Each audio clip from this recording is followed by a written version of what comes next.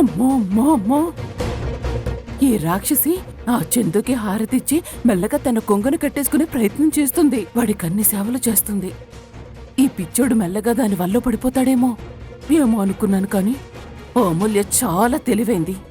సమయం చూసి మెల్లగా వాడిని దారిలో పెట్టుకునే ప్రయత్నం చేస్తుంది. నిజంగా వాడు దాని వల్ల పడ్డాడు అంటే ఇక మనం ఏమీ చేయలేం. వెంటనే వాడిని దారిలోకి తెచ్చుకోవాలి. తెచ్చుకోవాలి.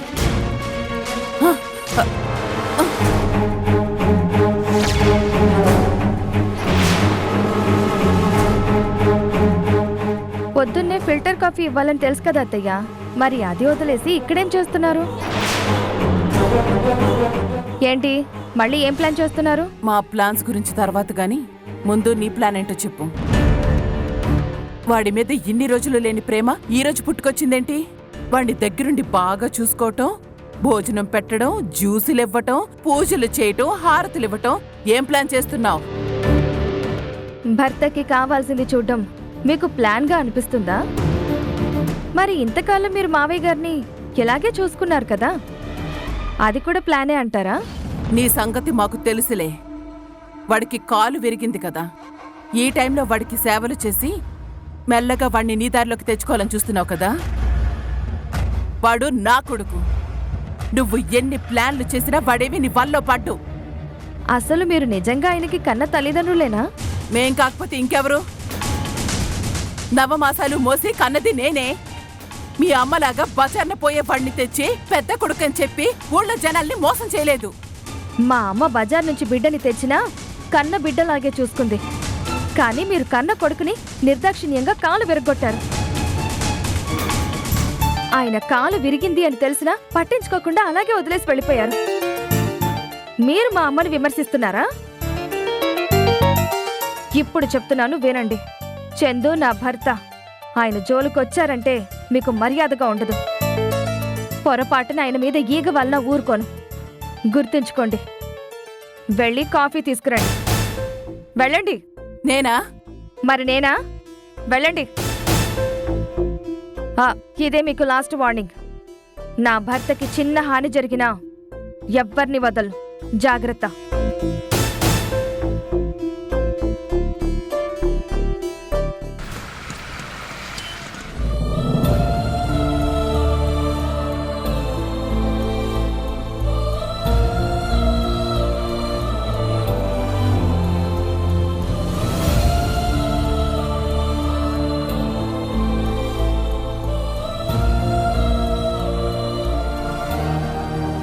ఏంటాదిత్య, ఏం ఆలోచిస్తున్నావు?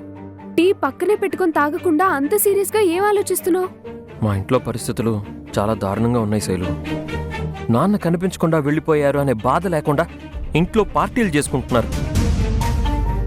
అమ్మ తాతయ్య ఇద్దరూ ఏం మాట్లాడలేని పరిస్థితిలో ఉన్నారు శైలు.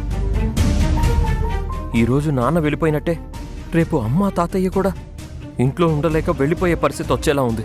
అది నిజమే ఆదిత్య. మీ వదిన శశి అనుకుంది అంటే ఏమైనా చేస్తుంది. అందుకే నేను ఆ ఇంటికి వెళ్ళాలని నిర్ణయించుకున్నాను శైలు. నేను కూడా అక్కడ లేకపోతే అక్కడ అమ్మ తాతయ్య ఊపిరి కూడా తీసుకోలేరు. నా అవసరం అక్కడ చాలా ఉంది. నేను వెళ్తాను శైలు. అయితే నేను కూడా నీతో పాటు వస్తాను ఆదిత్య. నువ్వా?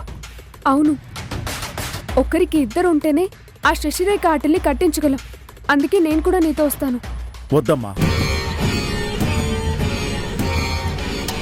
నువ్వు ఆ ఇంటికి వెళ్ళడం మంచిది కాదు. ఎందుకు డాడీ? శైలు, మీ నాన్నగారు చెప్పింది నిజం. పెళ్లి కాకుండా నువ్వు నాతో రావడం అంత మంచిది కాదు. నా ఉద్దేశం అది కాదు బాబు. మొన్న మీ వదిన శశిరేఖొచ్చి శైలు విషయంలో నాకు ఒక వార్నింగ్ ఇచ్చింది. మీ కూతుర్ని ఆదిత్యతో తిరగడం మానుకోమని చెప్పండి. రేపది మా ఇంటికొస్తే శవంగా తిరిగెళ్తుంది. గుర్తుంచుకో. నా కూతుర్ని చంపేస్తానంది బాబు. తన మనుషుల్ని తీసుకొచ్చి వార్నింగ్ ఇచ్చాక నేను నా కూతుర్ని పంపిస్తే ఇప్పుడు ఖచ్చితంగా వెళ్ళాలి డాడీ. తనకి ఎంత ధైర్యం ఉంటే మీకు వార్నింగ్ ఇస్తుంది? నేను వెళ్ళి వాళ్ళని ఓ ఆట ఆడుకోవాలి. అవును శైలు, ఇందాక నువ్వు రావడం కరెక్ట్ కాదు అనుకున్నాను కానీ ఇప్పుడు నువ్వు రావడమే కరెక్ట్ అనిపిస్తుంది. అయితే ఆ అమ్మాయిని పెళ్లి చేసుకుని తీసుకెళ్ళు బాబు, అప్పుడు ఏ ఇబ్బంది ఉండదు కదా. మా పెళ్లికి మా అమ్మ, నాన్న, రామన్నయ్య, సీతా వదిన అందరూ ఉండాలి మాస్టారు. అందరి సమక్షంలో హ్యాపీగా ఘనంగా పెళ్లి చేసుకోవాలి. మరెలా బాబు? పెళ్లి కాకుండా ఆ అమ్మాయి నా ఇంటికి తీసుకెళ్తే మీ అన్నా వదిన రాణిస్తారా? అదే కదా ప్రాబ్లం డాడీ.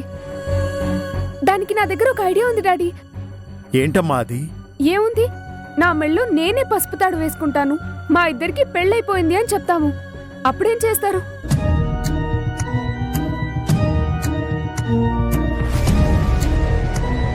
ఏంటి ఆదిత్య, ఎలా ఉంది ప్లాను? ప్లాన్ బాగానే ఉంది కానీ శశి వదిన్ని నువ్వు ఫేస్ చేయగలవా అని. హలో, ఎవరిని పట్టుకొని ఏం అడుగుతున్నావు? మనతో పెట్టుకుంటే ఎవరికైనా ఫటాఫట్ ధనాధన్ దేత్తడి పోచముగుడే. ఒక్కొక్కరికి ఇత్తడైపోద్ది. మాస్టర్ మీరేమంటారు? నాకేం అభ్యంతరం లేదా ఆదిత్య. నువ్వు అన్నట్టు ఇంట్లో అందరూ ఉన్నప్పుడే పెళ్లి జరగాలి. నేను కూడా అదే కోరుకుంటున్నాను. నా కూతురు అక్కడికి రావడం వల్ల మంచి జరుగుతుంది అంటే అలాగే కానివ్వండి. డాడీ కూడా ఓకే అన్నారు. ఇంకా డౌట్ ఏముంది ఆదిత్య? మీ ఇంటికి వెళ్దాం, మీ శశిరేఖ వదిన ఆటని కట్టించేద్దాం.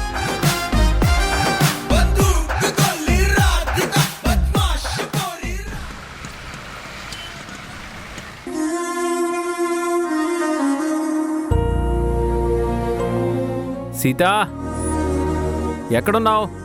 కాఫీ తీసుకురా, ఆఫీస్కి వెళ్ళాలి.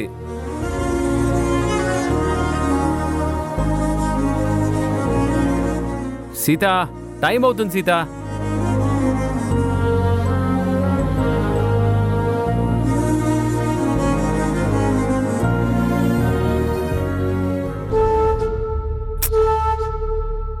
సీతా, సీతా,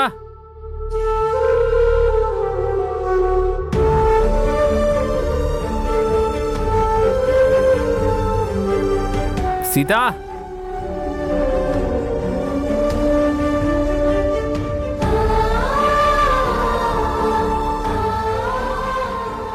ఎక్కడికి వెళ్ళింది సీత?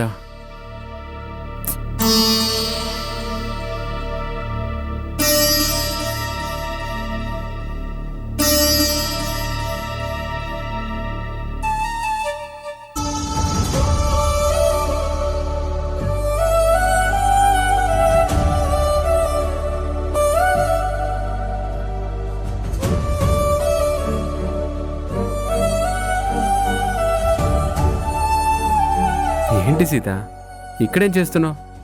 నేనెంత టెన్షన్ పడ్డానో తెలుసా? ఎందుకండి? కనిపించకపోతే టెన్షన్ ఉండదా?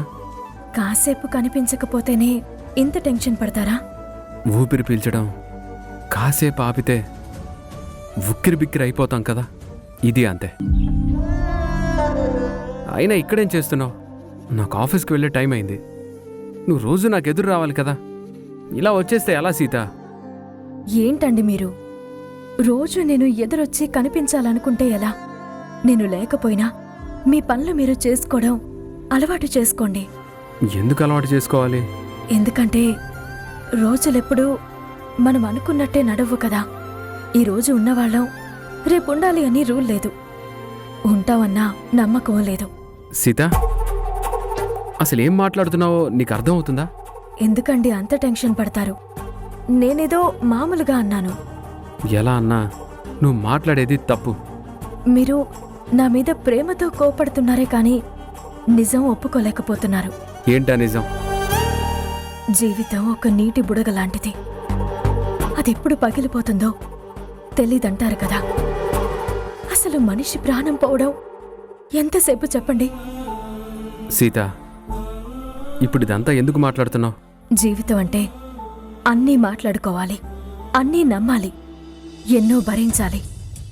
అదే కదా జీవితం. ఏమో, ఈరోజు బాగుండి నేను రేపు లేకుండా పోవచ్చు. అప్పుడేం చేస్తారు? నీ ప్రాణం పోవడానికి ఒక్క నిమిషం ముందు నేను వెళ్ళిపోతాను సీత. ఏమండి?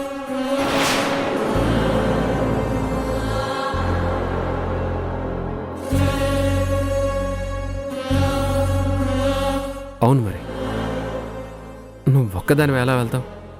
నీకు కూడా నేను ఉండాలి కదా. ఛీ, అలా పిచ్చిగా మాట్లాడకండి. బాధేస్తుంది కదా, మరి నాకు కూడా అంతే, అలాగే బాధేస్తుంది.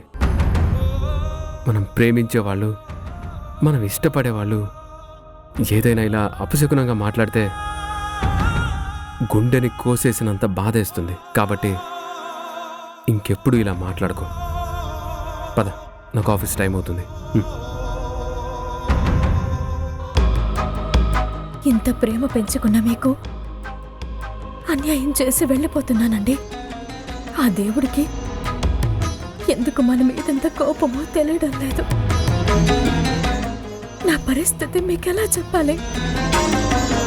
సీత, వస్తున్నానండి.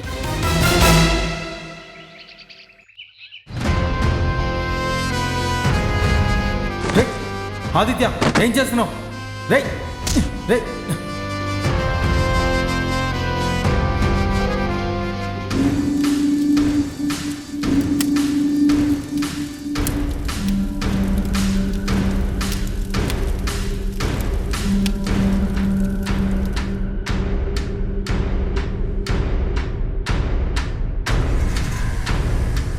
శశి, మనం బయలుదేరదామా? ఎక్కడికి బాలు? ఆఫీస్కి. ఆఫీస్కి కాదు, వీలైతే నన్ను ఏదైనా మెంటల్ హాస్పిటల్కి తీసుకెళ్ళు బాలు. ఏంటి శశి, ఏంటా మాటలు? నిజమే బాలు, ఈ ఇంట్లో నేనేంటో, నా స్థానం ఏంటో తలుచుకుంటేనే నాకు పిచ్చెక్కుతుంది. అసలు ఈ ఇంట్లో ఇంకొద్ది రోజులున్నానంటే మెంటల్ ఎక్కిపోయేలా ఉంది. అందుకే నన్ను డాక్టర్ దగ్గరికి తీసుకెళ్ళి కౌన్సిలింగ్ ఇప్పించు బాలు, ప్లీజ్. ఏమైంది శశి? ఇంకేం కావాలి బాలు? అసలు ఈ ఇంట్లో నేను ఎవరిని? పెద్ద కోడల్ని. ఇంకా చెప్పాలి అంటే ఈ ఇంటికి యజమానురాల్ని. నా ఇంట్లో నా భర్త నా తండ్రితో కలిసి నా బర్త్డే జరుపుకుంటూ ఉంటే మధ్యలో ఆదిత్యగాడు వచ్చి చెడగొడతాడా? వచ్చిన చుట్టాల్ని, ఫ్రెండ్స్ని అందరినీ పంపించేశాడు. నా ఫ్లెక్సీని తగలబెట్టాడు. అసలు ఇదంతా ఏంటి బాలు? అసలు తను ఎవరు? ఈ ఇంటికి తనకి ఏంటి సంబంధం? ఈ ఇంటికి రావద్దు అని చెప్పినా వచ్చాడు. వచ్చినవాడు సైలెంట్ గా ఉన్నాడా అంటే అది లేదు. అసలు ఆదిత్య నన్ను టార్గెట్ చేయడం ఏంటి బాలు? శశి, నేను తర్వాత మాట్లాడతాను. వాడిని ఇంటికి రానివ్వకుండా చేస్తాను. వద్దు బాలు, ఇప్పుడు ఆదిత్యని ఏమన్నా మీ అమ్మగారు తాతయ్య గారు నా మీద పడిపోతారు. నేనేదో ఆదిత్య మీద పగబట్టి ఇంటికి రానియకుండా చేశామని ఏదేదో అంటారు. అందుకే నేనే ఇంటి నుంచి వెళ్ళిపోతాను. శశి, ఈ అవమానం నేను తట్టుకోలేను. నేను నీ కోసం ఇంటికి వచ్చాను కానీ నాకు గతి లేకొచ్చానా? అది కాదు శశి. వద్దు బాలు, ఇప్పటికీ మీ నాన్నగారు ఇంట్లో నుంచి వెళ్ళిపోతే దానికి కారణం నేను అని నా మీద పడి ఏడుస్తున్నారు. నా పుట్టినరోజు జరుపుకోవడం కూడా తప్పు అని అంటున్నారు. అలా అంటే ఎలా బాలు? అసలు ఈ ఇంట్లో నాకు మా డాడీకి గౌరవమే లేదు. శశి, ఏదో మేము ఇంటిని దోచుకోవడానికి వచ్చిన దొంగల్లాగా చూస్తున్నారు. నా బర్త్డే ఫ్లెక్సీని కాల్ చేయడం అనేది ఎంత పెద్ద తప్పు? నా వల్ల కావడం లేదు బాలు, నా కొళ్ళు మండిపోతుంది. శశి, నీ మంట నేను చల్లారుస్తాను శశి. వాడు చేసిన పనికి నాకు కూడా రగిలిపోతుంది. ఇప్పుడే వాడి సంగతి అటో ఇటో తేలుస్తాను. వెళ్ళు బాలు, వెళ్ళు. వెళ్ళి నీ కోపం అంతా అక్కడ చూపించా. ఆదిత్య గారిని మళ్ళీ ఇంటికి రాకుండా చేయాలి. నా బర్త్డేని పాడు చేసి నా ఫ్లెక్సీని తగలబెడతాడా? వాడికి ఇంటికి ఉన్న రిలేషన్ని నేను తగలబెడతాగా.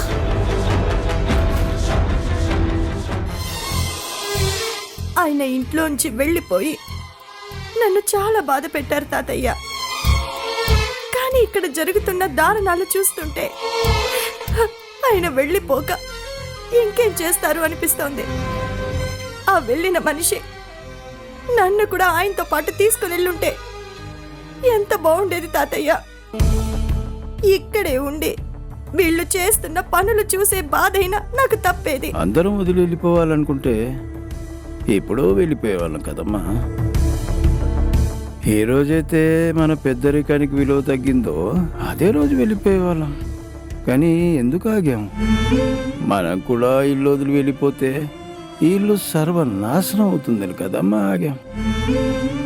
ఇప్పటికే ఇంటి పేరు పోయింది, వ్యాపారం పేరు మారిపోయింది, బంధాలు అనుబంధాలు అన్నీ చిందరవందరైపోయాయి. ఇక మనం కూడా వెళ్ళిపోతే ఆ ఉన్న పరువు ప్రతిష్టలు కూడా సర్వనాశనం అయిపోతాయమ్మా. అమ్మా అమ్మా, ఏంటి బాలు? నా మీద నా భార్య మీద పగ సాధించాలని చూస్తున్నావమ్మా? లేదంటే నాన్న ఇంట్లో నుంచి వెళ్ళిపోయినందుకు మా మీద ప్రతీకారం తీర్చుకోవాలని చూస్తున్నారా? ఏంట్రా? ఏంటి? నేను ప్రతీకారం తీర్చుకుంటున్నానా? అవును, ఆదిత్య గారిని పిలిపించి మా మీదకి ఎగదోశావు. వాడొచ్చి నిన్న పార్టీ మొత్తం పాడు చేశాడు. అసలు వాడిని ఎవరు రమ్మన్నారు?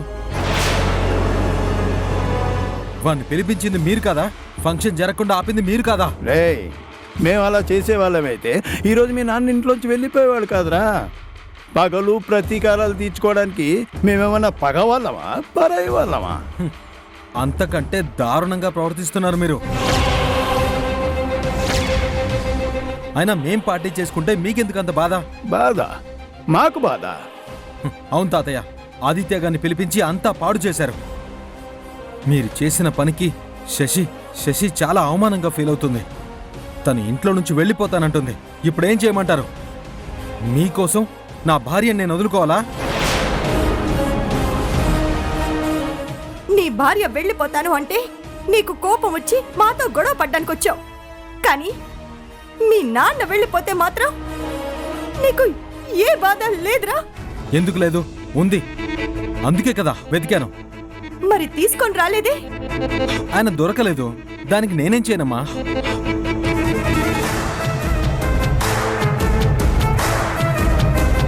ఆయన ప్రతి చిన్నదానికి ఆయన అంతలా ఫీల్ అవుతుంటే నన్నేం చేయమంటావు? ఏంటి? చిన్న విషయమా? కన్న తండ్రి మీద చెయ్యెత్తడం నీకు చిన్న విషయంలా కనిపిస్తోందరా? అంత దూరం ఎందుకు తెచ్చుకోవాలి? అయినా నేను చెయ్యి ఎత్తాను గాని ఇంకా కొట్టలేదు కదా.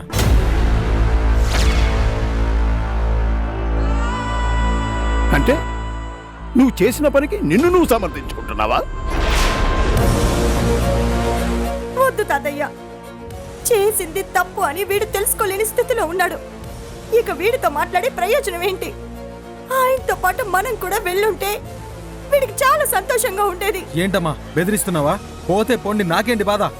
అసలు మీరు ఈ నిర్ణయం ఎప్పుడో తీసుకుని ఉంటే ఈ ఇల్లు ఎప్పుడో ప్రశాంతంగా ఉండేది. తాతయ్య ఆగండి. ఇందాకటి నుంచి చూస్తున్నాను, నోటికొచ్చినట్లు వాగుతున్నావు. అడిగే వాళ్ళు లేరనుకున్నావా? ఎవరిని వెళ్ళిపోమంటున్నావు? మీ అమ్మనా?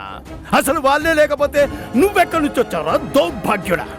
మరి మీరెందుకు ఆదిత్యాన్ని పిలిపించారు? వస్తాడు. ఈ ఇంట్లో నీకెంత హక్కుందో వాడికి అంతే హక్కుంది. వచ్చి తీరతాడు. నీ భార్య బర్త్డే పార్టీ చనిపోయిందని మీ అమ్మ ఇంట్లోంచి వెళ్ళిపోతే బాగుండంటావా? ఒక్కటి గుర్తు పెట్టుకో, మీ అమ్మ తలుచుకుంటే ఈ క్షణం నువ్వు నీ భార్య కట్టుబట్టలతో గడప దాటాల్సిందే. ఎందుకు తాతయ్య వాడితో గొడవ? వదిలేయండి. విన్ని ఇలా వదిలేయడం వల్లే కదమ్మా వీడు ఇలా మాట్లాడుతున్నాడు.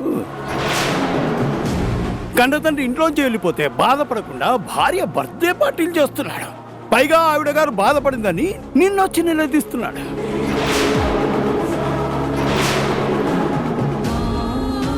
వీడిని నమ్ముకుంటే మనల్నే కదమ్మా ఇంట్లో ఎవ్వరిని బ్రతకనియ్యాడు.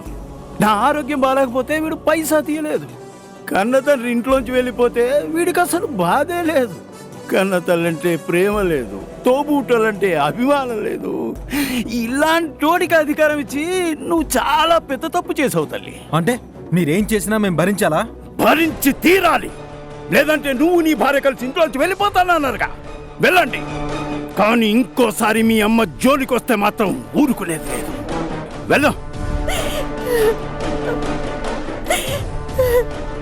చూసారా తాతయ్య, ఇంకా మనం ఇక్కడే ఉండాలంటారా? ఉండాలమ్మా, ఉండి తీరాలి. లేదంటే ఆదిత్యని ఇక్కడికి తీసుకురావాలి.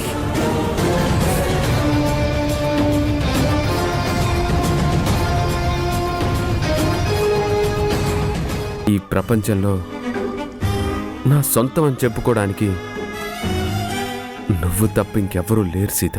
డాక్టర్ గారు, నేను బ్రతికే అవకాశం కొంచెమైనా లేదంటారా? ఆయనకి ఒక బిడ్డని కనిచ్చాను అంటే ఆ బిడ్డ కోసమైనా. అది ఎంత డేంజరో నీకు అర్థం కావడం లేదమ్మా. నీతో పాటు ఆ బిడ్డ కూడా